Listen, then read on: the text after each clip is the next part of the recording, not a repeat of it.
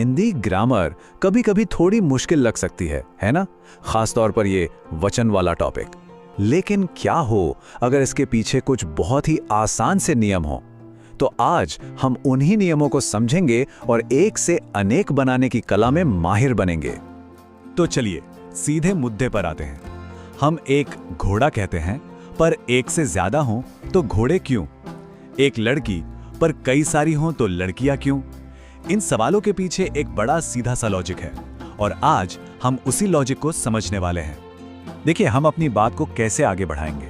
सबसे पहले समझेंगे कि वचन होता क्या है, फिर एक से अनेक बनाने के आम नियम, उसके बाद देखेंगे कि विभक्ति यानी केस मार्कर्स के साथ चीजें कैसे बदलती हैं, कुछ खास अपवादों पर भी नजर डालेंगे और आखिर में सब कुछ फटाफट दोहरा लेंगे।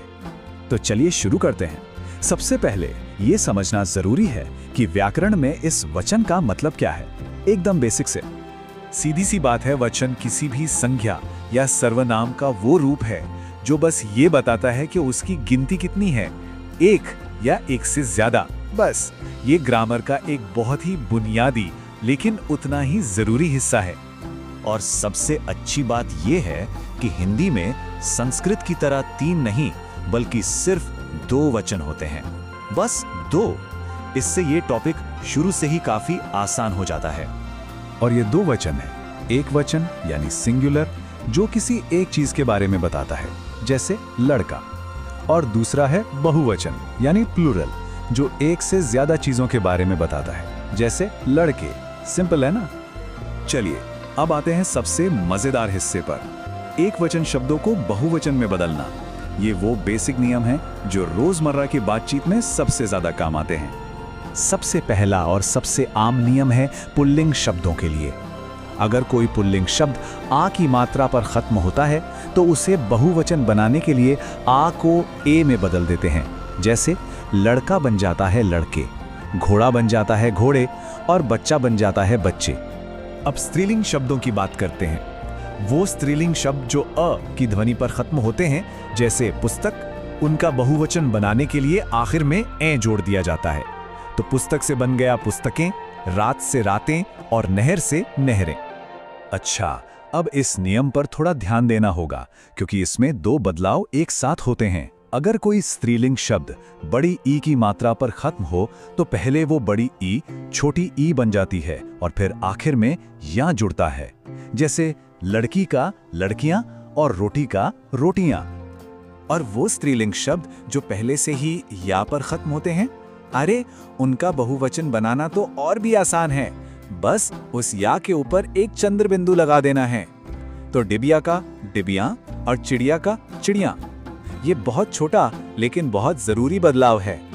अब तक हमने जितने भी नियम देखे वो तब काम करते हैं जब शब्द अकेले होते हैं, लेकिन जैसे ही उनके बाद विभक्ति आती है पूरा खेल ही बदल जाता है।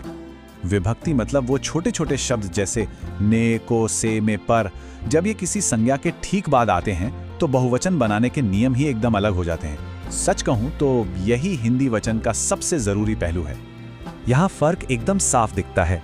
पहला वाक्य देखिए, लड़के आए, कोई विभक्ति नहीं है तो बहुवचन है लड़के। लेकिन दूसरे वाक्य में को विभक्ति आते ही लड़के का रूप बदलकर लड़कों हो गया, लड़कों को बुलाओ। देखा?